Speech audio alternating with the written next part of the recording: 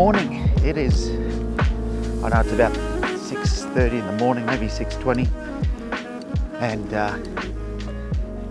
the forecast was for some really nice high cloud to be about this morning, which always gets me out of bed early. However, the forecast was wrong, so we actually got quite a clear sky, a bit of cloud on the horizon, and I've come down to a place that I've shot before called Zenith Beach, and I thought I'd give that another go. And I brought down I've got a couple of lenses with me, but I brought down my tilt shift lens that I use to do the panoramic images, so I thought I might give that a go today as well, but there's not going to be a huge amount of colour in the sky. There is some starting to come up on the horizon back here, but it's not too crazy, so look, we'll just see what happens. We're out now, aren't we? So we've just got to do our best to try and get the best image we can. Don't know if you remember this one. I'll stick a link in the description below. That'll give you the last video I was here with the rock in the foreground. Oh boy, the sand is soft today. There's the other challenge. Normally I'd park a lot closer, but they seem to be doing some road works, and I had to park up the road a bit, which has made it a bit awkward because I'm trudging through the sand, which is probably a good thing. It's warming me up. It's a very cold morning. It's 9 degrees, and trudging through the sand has kept me warm. Anyway, that's enough yattering on from me. I'm going to find a composition and get set up, and then what I'll do is I'll talk you through what I'm doing. Hopefully we'll get this panoramic image that I had in my head, but we'll just have to wait and see.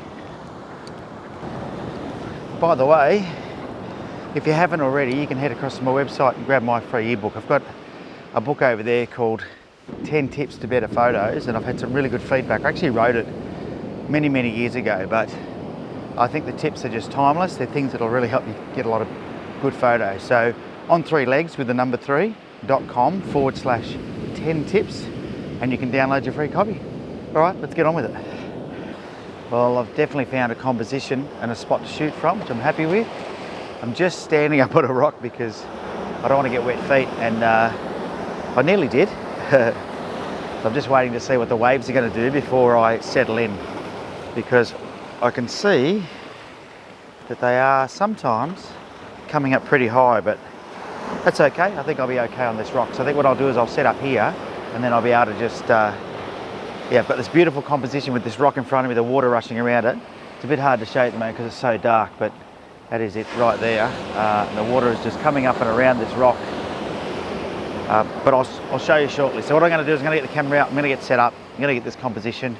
I think it'll work nicely as a pano as well. If I can, I don't know if the 45mm tilt shift is going to be wide enough for me to do what I want to do, but I'm going to give it a go. So I'll set things up, and I'll talk you through what I'm doing once I'm set up, and that way you can see, you know, what I'm thinking from a point of composition and settings, etc. All right, let's do this. All right, good news. The sun is starting to come up.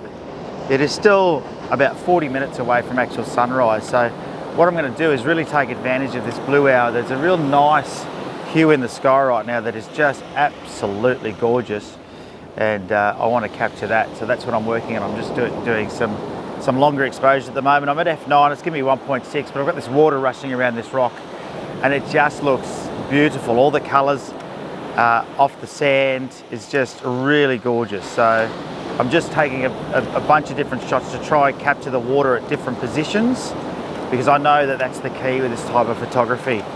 So I'm using my 14 to 24mm wide angle lens, and on the Nikon D850, and I'm just shooting pretty much one after the other right now, trying to get things sorted. Let me just put some light on the subject so I can see what I'm doing. Yeah, still quite dark here. I know the video camera doesn't make it look like it is, but it is. But you're getting the light on me from that now. At least we've got a bit of light here. Anyway, I've just got to watch out, because every now and then there's a really big wave, and it does get very close. That's a big one coming right now. I'm going to possibly get wet. Wow, that was a biggie.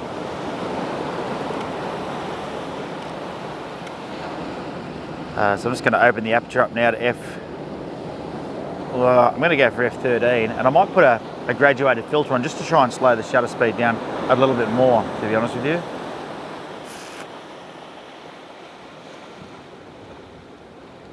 Yeah, all right. That's maybe... One of the challenges is I can't get to where I'd really like to be to get everything in the shot that I want. Which is always a bit of a challenge, but that's okay. That's photography, isn't it?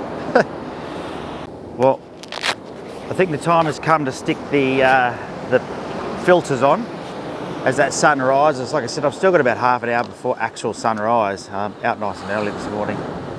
And I know that the tide is dropping, so I don't have any risk of being trapped here, which is good. Stick this on. All right, that's the filter system on there. Yeah, so I'm not going to get trapped by the tide coming in or anything like that, which is good. I'm not really super stoked with this composition, to be honest with you, but sometimes you just don't have much choice, you know. Unfortunately. I think it'll make a nice pano if I can make that work, which I'm going to try shortly with the 45mm tilt shift lens. If I can get a pano to work, I'll be pretty happy, because this beach lends itself to it, but we'll just see what happens. Just waiting for the right wave, and I'll take a couple more shots of the waves coming in here around these rocks. Beautiful morning, very cold. I've got all the warm thermal gear on underneath this, which is the first time I've had to do that in a while.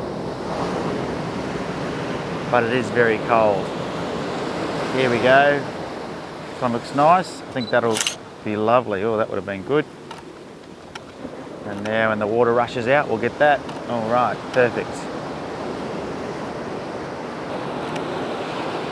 All right, why don't I talk you through my composition, and I'll sort of give you a bit of a heads up as to what I'm shooting. Once again, I think I said earlier on, there's just no cloud in the sky, and the forecast was for there to be a lot of cloud in the sky, which is typically what gets me out of bed, because the colours on the cloud is what makes a beautiful sort of sunrise or sunset.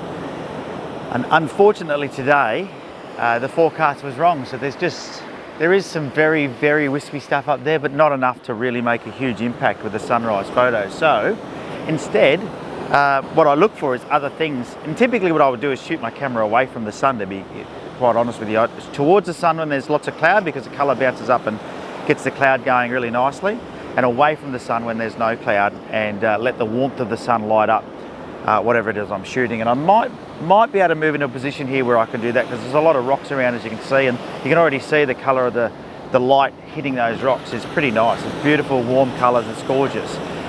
Unfortunately, it's a bit of a precarious position I'm in. I'm up on a rock, and every now and then a big wave comes up, so I can't really get down and move around much at all. I'm sort of stuck where I am right now. Anyway, let's just have a look at the composition. I'll show you what I'm up to. So there's my camera there. You can see I'm at f13 ISO 64, aperture priority mode. I've got this rock here, and what I'm doing is I'm trying to capture the water as it flows around this rock. Because sometimes I'm standing on this rock. There's my tripod leg there. I'm standing on that rock there, and you can see every now and then the water comes right up, and then I've got that sort of a composition there. If I can get where I've got that rock in the foreground, and then I'm using this water of the incoming water as my leading line up to that headland there, which is Mount Tomaree, and that's what's sort of giving me my shot. But like I said, there's nothing exciting happening in the sky at all, as you can see. So typically there would be. So that's my shot. And when it comes to settings, I'm trying to keep my shutter speed long enough that I can capture some of the movement. When I first got here, it was so dark that I was getting, I was easily getting a few seconds shutter speed every time.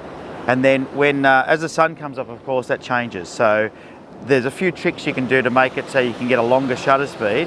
One of them is to go to a higher F number or close your aperture down. That's a nice wave coming through now. I'm just trying it with different amounts of water around there. That's one trick. The other trick is to use filters. So to put some filters in to try and reduce the amount of light coming into your camera, and that will give you a longer shutter speed. So if you're on aperture priority, you don't need to change your shutter speed, you just need to change some of the settings to get the shutter speed to change. And so that's why I like using aperture priority, because then I know it's going to get the right exposure. The sun moves a lot and very quickly during sunrise and sunset, so I'd rather just let the camera take care of everything. Anyway, I'm going to get the 45mm tilt shift lens out now, I think, and I'll set that up, and I'm going to try and shoot some panoramic images, and I'll talk you through what I'm doing with that. I haven't used it for a while. It's a bit tricky to use, fully manual focus, and to be honest with you, stitching a couple of images together of the water is hard, because you've got to try and get the waves at the right point for both photos. So anyway, we'll see what we can do.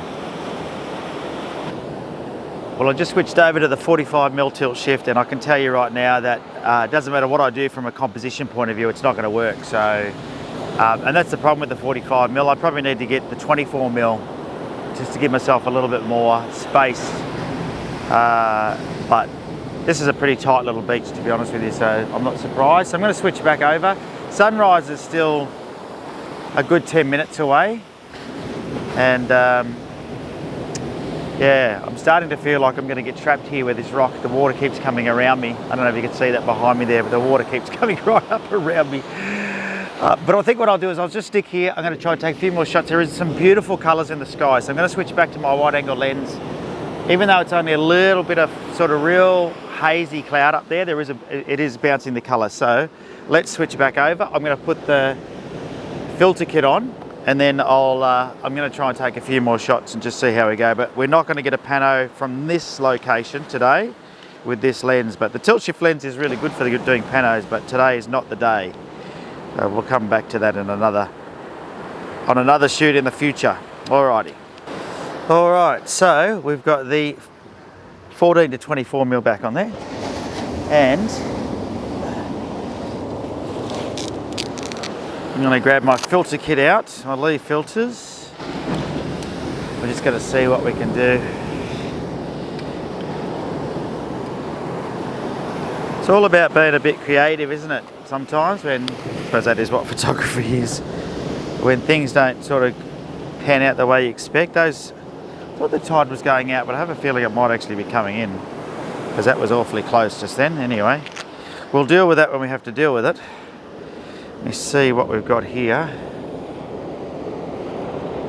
Okay, that'll probably do the trick. 0.9. Well, I need my glasses on. My short lookers, I don't really need to see it. I just need to see that it's going to settle the sky down for me. Let's have a look and just see. Beautiful. That has done the trick. So one of the problems with a graduated filter is you can actually cover things up. So sometimes it's better just to wind your exposure value down and then use a graduated filter in Lightroom or something like that, post-production. But anyway, well, I like to try and get it as right as I can in camera. We'll just wait for those waves to come in now, and we'll shoot. I'm going to get my glasses out. All right, that means I can see a lot better. So now, because the sun is coming up, we're actually getting a much faster shutter speed, which is not always ideal if you're trying to capture water movement, or it can be. So it just depends what you're after. I really like getting those longer exposures where the water is quite blurred. But having said that, sometimes just a little bit of movement is enough. And for me, there's a few different elements of composition. One is the actual frame of where you're putting everything, which is sort of like, I guess, the technical elements. But then there's the emotional elements, and I really think the emotional elements are things like the color. So that's why sunrise and sunsets do so well, is because that's an emotional element that people love to see, is that color. Then you've got movement is another emotional element, because movement is something that, you know, by depicting motion in your image, it gives your image emotion. So sometimes when you think about composition, it's not just about where you're putting things in the frame. Am I putting that mountain on the rule of thirds on a crosshair? Am I putting that rock in the right spot? Have I got strong foreground? All those things are important. But then if you really want your images to pop, what I think is you've got to start thinking about emotional elements of composition, because that can make a huge difference. So that's what I like to try and sort out when I start mucking around with changing my settings to capture movement or even by putting this filter on, because there is some beautiful streaks of colour in the sky, but it's very minimal, it is bringing in an emotional element. Yeah, I'm as wide as I can go, am I? And I can go a bit wider. So I might try and go wide like that, and then I'll do a crop or two later in the computer. Sometimes it's good to go really wide for a couple of shots and just, I'm not shooting this wide typically because I don't get in what I want to get in, but I'm just doing it for a couple of shots, and you can always crop it back later. So something to think about. See, I might just change my composition a little bit to get more of that sky in, just like that. And then I just need to adjust my filter. Not quite level. Just using the electronic level on the back of the camera. There we go. And I'm just using live view. I'm focused on a rock in the foreground, so I've got my touch screen focus on. So what I do is just put it into autofocus. I've touched on an area of high contrast, which is a rock in the foreground, because that's really what I want to focus. This lens is amazing at focusing at f10, f11. And I'm just shooting at -1.3 at the moment with that filter, and I'm going to bring it up to -1 and just see. The problem with shooting too dark, yes, you can lift the shadows, but you then introduce a bit of noise and artifacts in the images, so you just need to be careful. Whew. I should have brought a hot coffee out with me because it is cold. All right, let's see where we go. Just waiting for the waves to do the right thing now. Wow, some nice water. I'm just going to try and take a couple of photos with the iPhone just to try and capture the morning from an iPhone point of view, you know, the social media sort of posts. These iPhones do such a good job these days. I was looking at a post about Samsung reckon their cameras are going to do better shots than DSLRs in the next few years. I think by 2025. I've got to be honest with you, I find that hard to believe. But anyway, that's up to them, to their marketing hype, I guess. I rarely do portrait, but I think it's going to work. No, like landscape. I'm a landscape shooter. Landscape it is. All right. Well, that's it for today. Thanks so much for joining me for this video. If you have enjoyed it, make sure you give it the thumbs up, and you know, make sure you go and watch out all the other videos on the channel. I've got heaps of things coming up. And just a reminder, if you haven't already, go and download that free ebook, The 10 Tips to Better Photos. It's on on3legs.com/10 tips. The link will be down below in the description anyway. Anyway, until next time, hope you get out there and take some photos. See ya.